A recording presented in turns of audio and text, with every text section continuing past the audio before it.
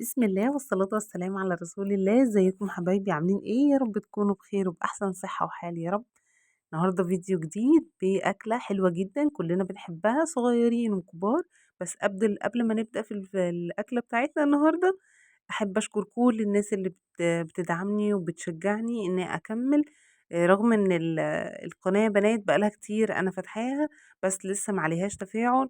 أتمنى من ربنا دايما إنه أكون عند حُسن ظن الناس اللي بتشجّعني، والناس اللي بتبقى بتشوفني لأول مرّة، فضلًا منكم وليس أمرًا.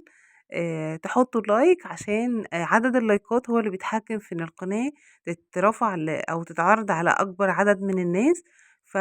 أتمنى كده منكم لو الفيديو عجبكم ما تنسوش اللايك إن شاء الله، والاشتراك وتفعيل زر الجرس علشان توصلكم كل فيديوهاتي.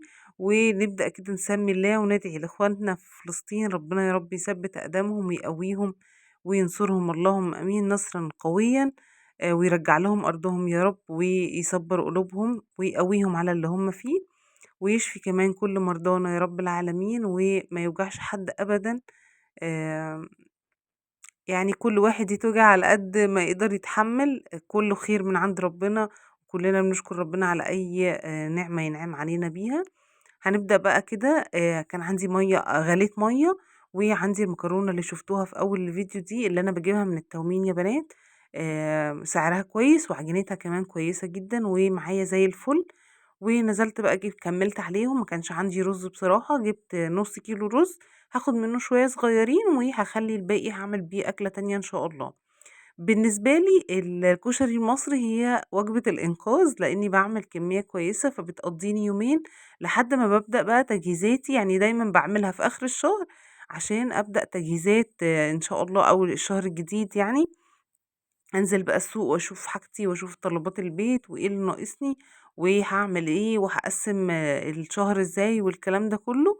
وإن شاء الله ده كلّه برضه هيتصوّر وينزل لكم إن شاء الله.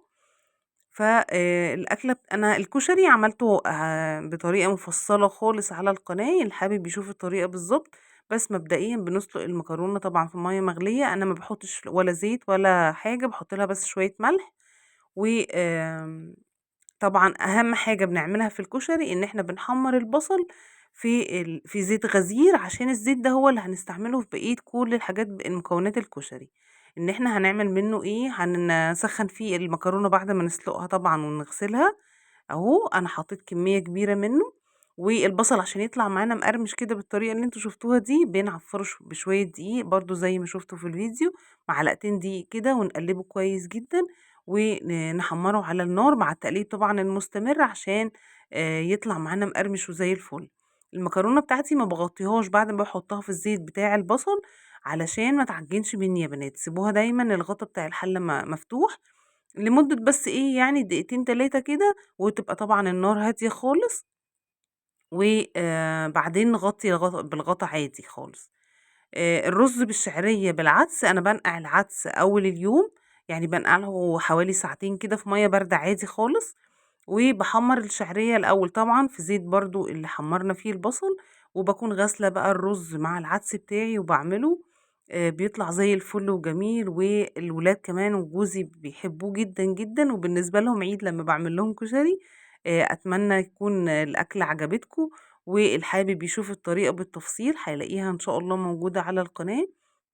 والمخلل ده اللي إحنا كنا عاملينه برضه قبل كده، الصلصة بتفاصيلها وكل حاجة، وإزاي الكشري بتاعِك يبقى خفيف ما يتعبش القولون وما يعملش انتفاخات والكلام ده كله هتلاقوه. وأتمنى يكون عجبكم الفيديو، وما تنسوش اللايك، والسلام عليكم.